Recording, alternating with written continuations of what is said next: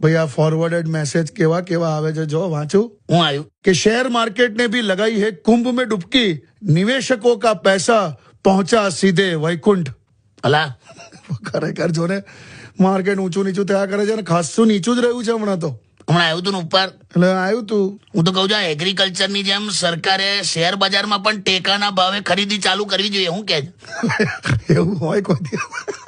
એવું થાય તો કેવું સારું થઈ જાય નહીં? બધા સિક્યોર થઈ જાય. પણ ખરેખર બધાને કહું છું જે નિવેશ કરે છે ધીરજ રાખજો લા. હા હા અડધું બિસ્કિટ ચામાં ડૂબી જાય હા તો બીજા બિસ્કિટ થી એને બહાર કાઢવાનો પ્રયત્ન ના કરાય. કરેક્ટ. એમ બજારમાં અત્યારે એવરેજ ના કરાય. ક્યાં વાત હે કાકા, જોરદાર લાયા હા એ તમે.